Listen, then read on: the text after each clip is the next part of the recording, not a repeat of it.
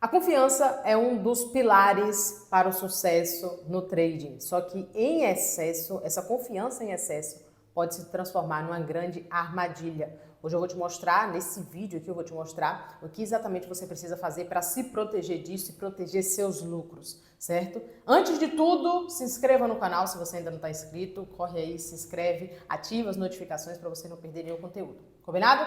Se inscreveu? Então bora lá! O que é ter confiança? Confiança é basicamente uma segurança, uma convicção. É quase com certeza de que o que você está fazendo vai dar certo. Ou o que você está fazendo está no caminho, na direção correta. Ou que pelo menos aquilo que você está fazendo vai ter algum retorno positivo, seja através de resultados, ou seja através de algum ensinamento. Ok. Só que é muito importante a gente diferenciar, saber diferenciar a confiança da arrogância. É aqui que muitos traders caem e é aqui que vira uma armadilha. Quando o trader ele está com confiança, quando ele está confiante, tem uma pequena diferença. O trader confiante ele tem uma crença forte na própria capacidade. Só que essa própria capacidade que ele consegue ter essa convicção é com base nas próprias habilidades, é com base em conhecimento. Então, a partir do que ele estudou, a partir do que ele repetiu, de como ele se organizou, de como ele foi aprendendo, de como ele está aprendendo ao longo da jornada, ele acaba criando essa confiança, melhorando essa confiança. Ok. Já o trader com arrogância, ele se sente superior ao mercado. E aqui vai a clássica. Sabe aquela coisa que todos nós traders já passamos, aquela fase que você está estudando pouco, não está estudando nada, você vê um vídeo de 3 minutinhos com alguma estratégia no YouTube e você fala, ah, lá eu dou um jeito. Não, chega lá eu dou um jeito. Chega lá eu vou aprendendo ao longo de como o mercado se comportar. Isso já é um grande sinal de arrogância, porque ele não está se preparando, ele se sente no controle, como se ele tivesse o controle do que o mercado vai fazer. E a gente não tem controle do que o mercado faz, certo? Tem uma frase que eu gosto muito, eu sinto até que é uma frase que sumiu um pouco do nosso meio, mas é que o mercado é soberano. A gente não consegue controlar o que o mercado vai fazer e a gente não precisa também controlar o que o mercado vai fazer, a gente só precisa reagir. Eu costumo dizer que a gente não é pago, anota essa frase, presta atenção. Você não é pago para adivinhar o que o mercado vai fazer. Você é pago para ler o que o mercado está fazendo. Presta atenção, anota essa frase. Eu gosto da ideia de anotar, de relembrar, de ter um caderno, de ter uma agendinha, de ter post-its para o ambiente de lembrar dessas coisas. Que parecem coisas boas, parecem coisas simples, mas que faz grande diferença. Fala, opa, verdade, eu não sou pago para adivinhar. Eu não preciso ser um adivinhão. Eu preciso simplesmente ler e reagir ao que o mercado está fazendo no momento. Então, tem essa pequena diferença entre um trader com confiança e um trader com arrogância. Na confiança, ele está ele está embasado no conhecimento. Isso muda tudo. Quais são os principais 3 sinais de que você está com excesso de confiança? A primeira coisa é ignorar o plano de trading. Eu espero que você tenha um plano de trading, né? Que é meu aluno de mentoria sabe que é a primeira coisa que a gente já monta, a primeira coisa na primeira reunião, montar um plano de trading. Tem que ter, todo trader precisa ter um plano. Você tem o sonho de ser um trader, mas só o sonho não faz a coisa acontecer. Você precisa de um plano, tá? Então, quando o trader ele começa a ignorar esse plano de trading, o excesso de confiança já é um sinalzinho de excesso de confiança. Porque ele começa a querer modificar uma coisa que já está pré-definida. E essa pré-definição, com certeza, foi feita de uma forma racional. E no momento ele está tomado pelas emoções. Já vemos que já dá para ver que isso aí vai dar problema em algum momento. Segunda coisa, segundo sinal de excesso de confiança é aumentar o risco. E não é um aumento de risco com base em dados, é um aumento de risco com base na própria vontade. Ah, eu aumentei a mão, saí de tantos contratos para tantos contratos, tá, com base em quê? Ah, eu quis. Excesso de confiança, porque geralmente ele vem de uma fase pequena, geralmente, 3, 4, 5 dias, e ele já se sente na capacidade de aumentar o risco, ou simplesmente às vezes está numa fase até ruim, e não, eu vou aumentar a mão porque aumentando a mão eu vou ter mais concentração e toda aquela lorota que a gente sabe que os traders gostam, né, de contar para si. Terceiro sinal de excesso de confiança é negligenciar a análise. Como assim? Sabe aquela operação que é feita no achismo? Eu acho que vai dar boa. E aí você tem que torcer para a operação dar boa. Você tem que torcer para a operação. A operação está rolando e você está ali torcendo. Trader que torce é um amador ainda, e amador não lucra. Você tem que ter uma convicção, que é o que a gente está falando, essa construção dessa confiança. Mas, se tratando de análise, você tem que ir com base em conhecimento. E não fazer operações no achismo. Fazer uma operação no achismo é você jogando seu dinheiro fora. É você arriscando mais do que deveria seu capital. Seu instrumento de trabalho, sua ferramenta de trabalho está sendo colocada ali numa coisa que você não tem uma previsibilidade. Então, é sempre andar com a probabilidade, certo? Então, esses são os 3 sinais de excesso de confiança. Ignorar o plano de trading, aumentar o risco, simplesmente porque está com vontade, não tem nenhuma base, não tem um dado para segurar isso, e negligenciar a técnica, negligenciar a análise, fazer operações no achismo, começar, como eu disse no início, começar a ir para o gráfico falando, chegar lá eu vejo o que eu vou fazer, chegar lá eu dou um jeito. Você vai estar tomando sempre as atitudes na base emocional, e essa base emocional vai oscilar. E aí a gente entra para uma segunda questão, que é, quais são os perigos de você ter esse excesso de confiança? A primeira coisa é o ciclo de frustração. O trader com excesso de confiança, geralmente ele vai ter picos de excesso de confiança. Então, desses picos, que vão ter também esses vales, né, essas descidas, ele vai ter um problema de se sentir cansado. Deixa aí no comentário se isso já aconteceu com você. Coloca aí nos comentários se isso já aconteceu com você, de você tá numa fase boa, daqui a pouco tá numa fase muito difícil, e você se sentir meio que numa falsa esperança, você se anima e daqui a pouco já está frustrado. Coloca aí nos comentários se você já passou por isso, me conta um pouquinho. Então, esse ciclo de frustração, ele desgasta. Ele desgasta absurdamente, porque o trader ele fica no tô rico, tô pobre, tô rico, tô pobre. Começa a fazer um pouco de grana, daqui a pouco tá devolvendo. Isso é por conta do excesso de confiança. Viu que no ponto anterior que a gente falou dos sinais de excesso de confiança, essa questão de negligenciar a análise? Só que veja bem, não é só a análise. Um trader, quando ele está com excesso de confiança, ele negligencia o pré-trading, ele negligencia o diário, ele negligencia a rotina. Então, no primeiro sinal de um bom resultado, ele começa a negligenciar, ele começa a descuidar do que é para fazer, porque ele já se sente poderoso, ele já se sente acima do mercado, como se o mercado devesse alguma coisa para ele, a coisa vai desandar. E aí vai entrar nesse ciclo de frustração. Porque aí, quando ele sente que, os resultados já estão saindo aqui meio que do que eu esperava, aí ele volta a fazer. Aí depois que começa a fazer, volta a cuidar, né, com mais diligência, com mais disciplina das coisas, ele volta para o ciclo bom. Aí já negligencia de novo. Então, esse ciclo de frustração. Segundo perigo do excesso de confiança é o stop, podemos dizer assim, o stop de aprendizagem. O trader ele simplesmente para de aprender. E se ele para de aprender, ele para de melhorar. Tem trader que só quer estudar quando está numa fase ruim. Errado.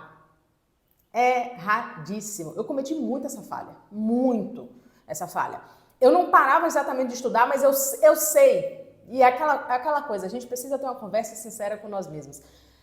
Eu sei que eu diminui o ritmo quando eu estava numa fase boa. Isso nos meus primeiros aninhos ali de mercado. Então, esse parar de melhorar, parar de aprender, é complicado. É um perigo. Porque o mercado muda, você muda, as circunstâncias mudam. Então, você precisa estar melhorando sempre. É o keep learning, se manter aprendendo, é a aprendizagem constante, certo? Terceiro perigo é a perda financeira. Que aqui é a hora que todo mundo fala, opa, então agora eu preciso resolver. Agora eu preciso resolver. Estou perdendo dinheiro, agora eu preciso resolver. Espera chegar, vamos combinar que é um padrão, né, do trader.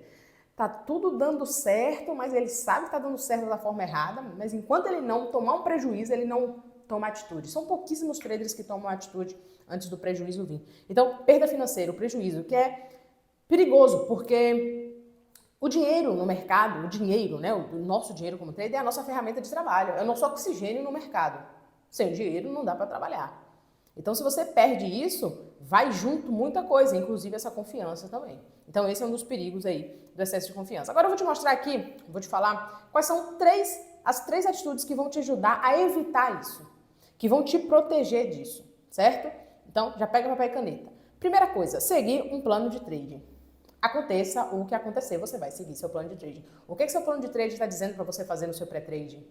O que seu plano de trading está dizendo para você tomar 3 stops consecutivos? Você tomou 3 dias de stops consecutivos. O que seu plano de trading está mandando você fazer? No seu plano de trading, está falando que você vai trabalhar em que tipos de cenários gráficos?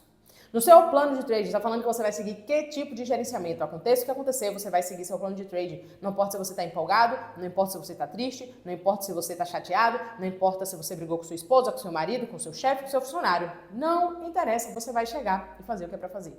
Pô, Carol, mas aí eu vou me transformar num robô. Nesse sentido, ok. Deixa para você fazer o que você quer fazer em outras áreas da sua vida, que também não vai te levar muito longe, hein? Adulto precisa fazer o que é para ser feito. Se a gente for fazer só o que a gente gosta, a gente não treina, a gente não faz dieta, a gente dorme muito, a gente assiste série, vê um filme, come besteira. Precisamos ser pessoas buscando essa construção dessas virtudes. O trader precisa ter virtudes fortes, todo homem, né? Todo ser humano precisa ter virtudes fortes e trabalhar na busca disso. Isso é amadurecer, é estar em busca dessas virtudes, para desenvolver essas virtudes, certo?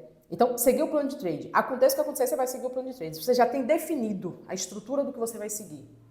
Para que você tenha confiança, abre um parênteses, para você ter confiança em seguir esse plano de trading, você precisa ter uma certeza também que esse plano de trading está certo.